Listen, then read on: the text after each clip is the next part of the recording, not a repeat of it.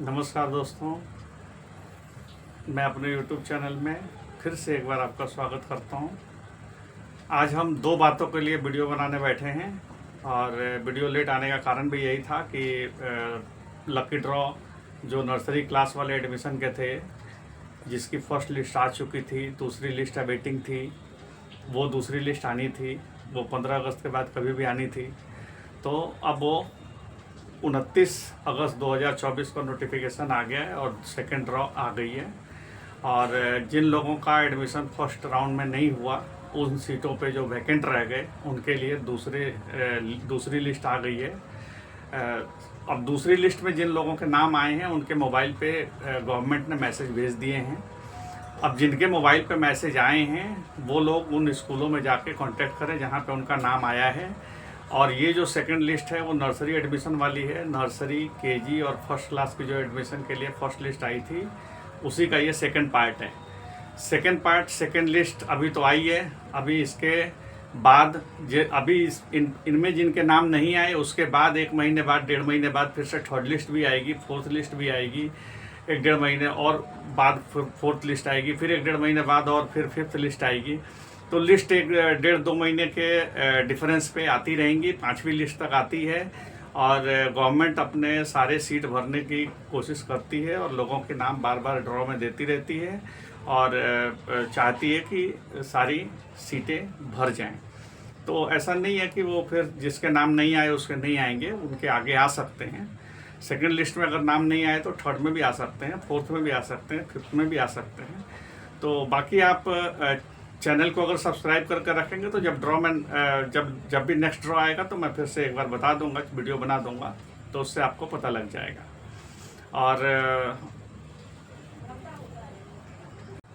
और दूसरी बात ये है कि वो सेकंड क्लास से लेके 8 क्लास तक के लिए EWS का जो फॉर्म भरना था, उसके लिए भी नोटिफिकेशन 29 अगस्त 24 को आ गई है, 29 अगस्त 24 को, कि आप अपना फॉर्म भर सकते हैं। और उसका जो डेट आया है अभी नोटिफिकेशन के अनुसार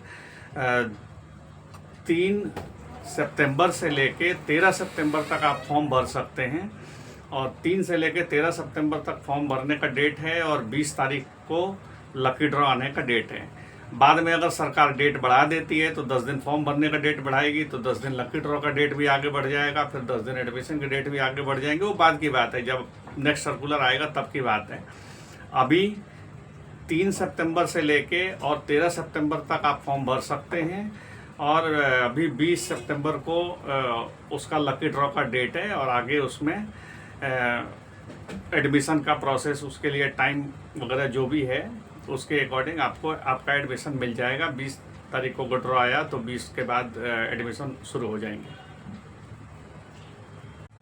अब हम बात करते हैं जो सेकंड क्लास से लेके 8 क्लास तक के जो बच्चे हैं उनका एज क्या होना चाहिए फॉर्म भरने में। अब जो इनके एज का सवाल है उसमें 6 साल के बच्चे का फॉर्म आप सेकंड क्लास के लिए भरेंगे। उसी हिसाब से 1-1 साल सब क्लास के लिए बढ़ता चला जाएगा। जैसे 6 साल का बच्चा आपने सेकंड क्लास के लिए भरा, 7 साल का बच्चा थर्ड क्लास के लिए, 8 साल का बच्चा फोर्थ क्लास के लिए, 9 साल का बच्चा फिफ्थ क्लास के लिए, 10 साल का बच्चा 6 क्लास के लिए, 11 साल का बच्चा 7th क्लास के लिए, 12 साल का बच्चा 8 क्लास के लिए और 13 साल का बच्चा 9th क्लास के लिए। जिन स्कूलों में 9th क्लास के लिए सीट अवेलेबल है वहाँ 9th के लिए भी फॉर्म भरे जा रहे हैं। तो सेकंड क्लास से लेके 8 क्लास तक का तो फॉर्म है ही, उसमें साथ में कुछ स्कूलों में 9th के भी सीट अवेलेबल है, तो वो भी इसके साथ अटैच्ड है और 9th का भी फॉर्म भरा जा सकता है। तो एज के मामले में जब आप वहाँ जाएंगे, बच्चे का डेट ऑफ बर्थ डालेंगे फॉर्म में, तब आपको पता लगेगा कौन से क्लास में वो भरने दे रहा है, कौन से क्लास में नहीं भरने दे रहा है। एज मैंने आपको एज क्राइटेरिया बता दिया आपको। और ये एज काउंट जो होंगे वो 31 मार्च 2024 को जो बच्चा 6 साल प्लस है वो उस बच्चे का आप सेकंड क्लास के लिए फॉर्म भर सकते हैं। उसी हिसाब से हर क्लास के लिए 1-1 साल बढ़ाते चले जाएंगे। अब इसमें प्रिकॉशंस क्या है। प्रिकॉशंस ये है कि अगर आपका बच्चा 4th क्लास में पढ़ता है, अभी सितंबर 2024 में आपका बच्चा मान लो 4th क्लास में पढ़ता है, आप वहाँ पे गए, वो 4th क्लास में फॉर्म आपको नहीं भरने दे रहा और एज के अकॉर्डिंग वो 5th क्लास या 6th क्लास में उस बच्चे का फॉर्म आप भर पाएंगे। अगर वैसा सिचुएशन बनता है तो फॉर्म ना भरें। क्यों? क्योंकि जब आपके बच्चे का नाम आएगा उस टाइम पे अगर आपने इनकम सर्टिफिकेट बेस्ड भरा है तो इनकम सर्टिफिकेट, राशन कार्ड का बेस्ड भरा है तो राशन कार्ड, अगर आपने जिस डॉक्यूमेंट कास्ट सर्टिफिकेट के बेस पे भरा है तो वो सब तो डॉक्यूमेंट जमा करेंगे ही। लेकिन अगर आपने 4th क्लास के लिए फॉर्म भरा है तो 4th क्लास का वो टीसी आप जमा करेंगे कि बच्चा जिस स्कूल में पढ़ता था उसका टीसी चाहिए पहले तो, और टीसी काउंटर साइन चाहिए। डिपार्टमेंट से आपको टीसी काउंटर साइन करा के देना है। ये नहीं कि बच्चा नॉन रिकॉग्नाइज स्कूल में पढ़ रहा था और टीसी तो ले आए लेकिन काउंटर साइन नहीं है, तो उस केस में एडमिशन नहीं होगा। चूँकि सर्कुलर में साफ साफ लिखा हुआ है कि counter sign off from zonal office is mandatory.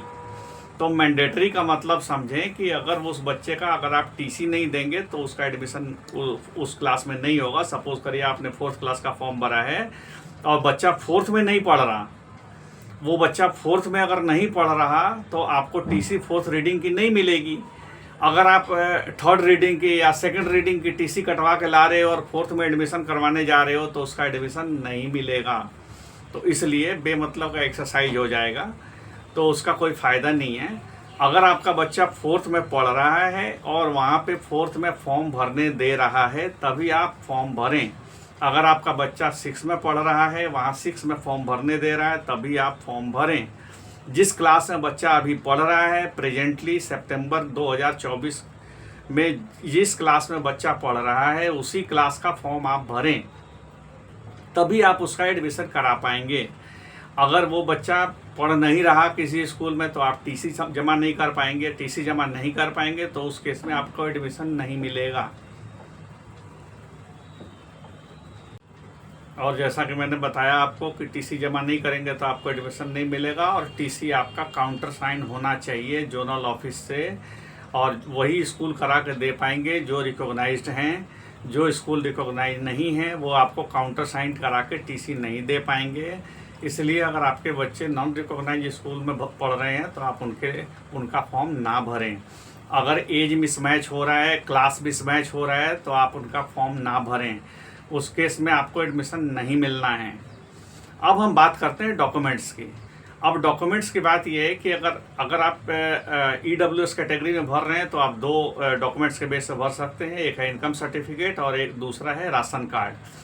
अगर राशन कार्ड आपको इशू हुआ है, क्रेडिट कार्ड की तरह जो राशन कार्ड आता है वो राशन कार्ड आपको इशू हुआ है, उस पर डेट ऑफ इशू लिखा हुआ है, तो डेट ऑफ इशू लिखा हुआ है और राशन कार्ड है आपके पास, तो उसी केस में आप राशन कार्ड के बेस पे फॉर्म भर सकते हैं और उसके बेस पे आपको एडमिशन मिलेगा। अगर आपको क्रेडिट कार्ड की तरह कार्ड नहीं मिला हुआ है तो आपका एडमिशन उस राशन कार्ड पे नहीं मिलेगा। क्रेडिट कार्ड की तरह राशन कार्ड की मैं बात कर रहा हूँ, वो फूड सिक्योरिटी कार्ड होता है। फूड सिक्योरिटी कार्ड हो और क्या बोलते हैं, या फिर उसमें एक और कार्ड होता है क्रेडिट कार्ड की तरह ही होता है, तो वो अवेलेबल होता है, तो उसके बेस पे ही आपको एडमिशन मिलेगा। बाकी सारे बाकी जो कार्ड हैं जिस पे आपका वो डेट ऑफ इशू नहीं लिखा हुआ है वो वैलिड नहीं है। दूसरी बात इनकम सर्टिफिकेट की। इनकम सर्टिफिकेट में क्या होता है कि अगर आपने इनकम सर्टिफिकेट बनवाया हुआ है तो आज के डेट में वैलिड होना चाहिए। जिस डेट को इनकम सर्टिफिकेट बना हुआ है उस डेट से सिर्फ 6 महीने के लिए उसकी वैलिडिटी होती है। अगर वो अभी वैलिड है तो आप उससे फॉर्म भर सकते हैं। अगर वो वैलिड नहीं है, अगर आपने फिर अप्लाई करके उसके बेसिस पे भर दिया है और उस टाइम पे जब नाम आएगा उस टाइम पे अगर आप अपना इनकम सर्टिफिकेट नहीं दे पाएंगे तो आपको एडमिशन नहीं मिलेगा। ये ध्यान रखना। कई केसेस में इनकम सर्टिफिकेट जब आप अप्लाई करते हैं तो ज़रूरी नहीं है कि वो आपको बन के मिल जाएगा, वो रिजेक्ट भी हो जाता है और उस केस में आपको एडमिशन नहीं मिलेगा। तो ये आपका रिस्क है। अगर आपके पास पहले से कोई कास्ट सर्टिफिकेट अवेलेबल है तो आप इनकम सर्टिफिकेट के पीछे ना पड़ें। अगर आपके पास SC का कास्ट सर्टिफिकेट अवेलेबल है तो SC का कास्ट सर्टिफिकेट के बेस पे आप भर दें, उसके बाद आपको इनकम सर्टिफिकेट की ज़रूरत नहीं है। एससी के कास्ट सर्टिफिकेट में एक होता है कि नाम वगैरह आपके मिसमैच नहीं होने चाहिए। कास्ट सर्टिफिकेट में जिस तरीके से नाम लिखा है आधार कार्ड पे उसी तरीके से नाम होना चाहिए, और फॉर्म जो आप भर रहे हैं उस पर उसी तरीके से नाम होना चाहिए। अगर मिसमैच होंगे केसेस तो फिर आपको एडमिशन मिलने में बहुत प्रॉब्लम होगी। आपको सब कुछ सही करा कर लाना पड़ेगा, उसके बाद ही आपको एडमिशन मिलेगा। अगर सही करा के नहीं लाएंगे, मिसमैच होगा, तो वो कास्ट सर्टिफिकेट वैलिड नहीं होगी। एड्रेस प्रॉपर का ध्यान रखें, जिस एड्रेस पे आप रह रहे हैं उसी एड्रेस का बना हुआ हो कास्ट सर्टिफिकेट। ये नहीं कि वो किसी और एड्रेस का बना हुआ है और वहाँ उस कास्ट सर्टिफिकेट के बेस पे आपने अप्लाई कर दिया तो आपको एडमिशन नहीं मिलेगा। अगर दिल्ली के बाहर का कोई कास्ट सर्टिफिकेट बना हुआ है तो वो यहाँ पे नहीं चलेंगे। यहाँ पे दिल्ली का एसडीएम ऑफिस का बना हुआ कास्ट सर्टिफिकेट चाहिए, वही चलेगा।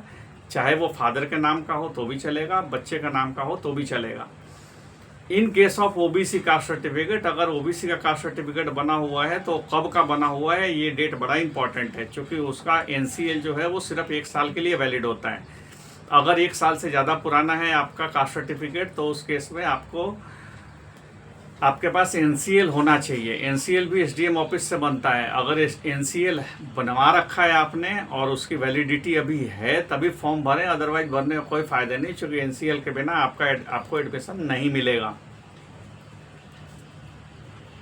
तो इस तरीके से 2 चीज़ें हो गई। एक तो सेकंड लकी ड्रॉ आ गया, एक तो उसका जिसके नाम आ गए हैं वो वहाँ पे कांटेक्ट करें, और दूसरा जो 2nd क्लास से लेके 8th क्लास तक का फॉर्म भरने हैं आपने, वो उसके लिए भी आप अपना फॉर्म भरें। अगर कोई बच्चा है और एलिजिबिलिटी आपके पास है, डॉक्यूमेंट्स मैंने आपको सारे बता दिए, ये सारे डॉक्यूमेंट्स बता दिए, मैंने आपको एज भी बता दिए।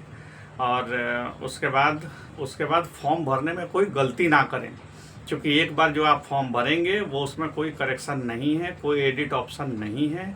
और जब आप एक बार फॉर्म भर देंगे, अगर आप अपना कास्ट सर्टिफिकेट के बेस पे फॉर्म भर रहे हैं तो बाद में कैटेगरी चेंज नहीं होगी, और बाद में अगर आपका कास्ट सर्टिफिकेट वैलिड नहीं है तो राशन कार्ड पे वो कन्वर्ट नहीं होगा, क्योंकि जब एक बार जो आपने भर दिया है वो कोई एडिट नहीं होगा, उसमें एडिट ऑप्शन नहीं होते हैं।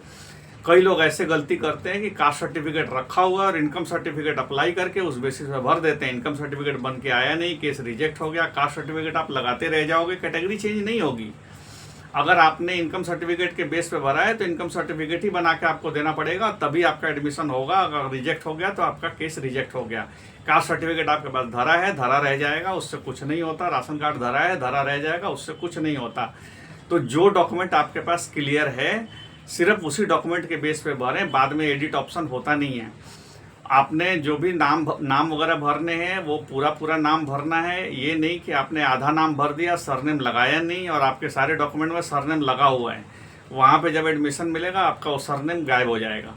बाद में आप एडिट कराना चाहोगे वो एडिट नहीं होगा, किसी भी तरीके से एडिट नहीं हो सकता है। कहीं भी जाओगे वहाँ से एडिट नहीं होता है, एडिटेबल नहीं होता है। इसलिए फॉर्म केयरफुली भरें, स्कूल ध्यान से सेलेक्ट करें, अपने एरिया के स्कूल सेलेक्ट करें। अब रह तो रहे हैं, हम सपोज करो आप तिमारपुर के आसपास, और स्कूल सेलेक्ट कर लिया आपने पटपरगंज का, और पटपरगंज में नाम आ गया तो आप भेजोगे तो है नहीं, तो फॉर्म भरने में गलती हुई आपसे, इसलिए वो नाम वहाँ पे चला गया, क्योंकि आपने वो स्कूल सेलेक्ट किया। तो ऐसे गलती ना करें, क्योंकि उसमें नाम आ भी गया तो आपको एडमिशन तो मिलना नहीं है, क्योंकि पटपरगंज आप बच्चे को पढ़ाने जाओगे नहीं और फिर आपको एडमिशन मिलेगा नहीं। तो सारी एक्सरसाइज बेकार हो जाती हैं अगर फॉर्म आपने गलत भर दिया। अगर कोई भी इन्फॉर्मेशन आपने गलत दी है उसके अंदर और बाद में पता लगता है कि ये इन्फॉर्मेशन गलत है, तो उस बेस पे आपका एडमिशन रिजेक्ट हो जाएगा। एक से ज़्यादा फॉर्म बिल्कुल ना भरें, डुप्लीकेट फॉर्म बिल्कुल ना भरें। एक से ज़्यादा फॉर्म भरेंगे, उसमें अगर दोनों जगह नाम आ गया तो आपके दोनों एडमिशन कैंसिल हो जाएंगे, एक में भी नहीं मिलेगा। तो इसलिए एक से ज़्यादा फॉर्म भरने की कोशिश ना करें। बच्चे का आधार नंबर मैंडेटरी है, आधार कार्ड के नंबर वगैरह डालने के बाद ही आप फॉर्म भर पाएंगे। तो इसलिए ध्यान से फॉर्म भरें, गलत ना भरें, और बाद बाकी अगर सब कुछ ठीक रहा तो आपका एडमिशन आपको बिल्कुल मिलेगा। धन्यवाद। और चैनल सब्सक्राइब करके रखेंगे तो अगला जो कोई अपडेट होगा तो मैं उसमें फिर से वीडियो बना दूंगा, और वो अपडेट भी आपको टाइमली मिल जाएंगे। धन्यवाद।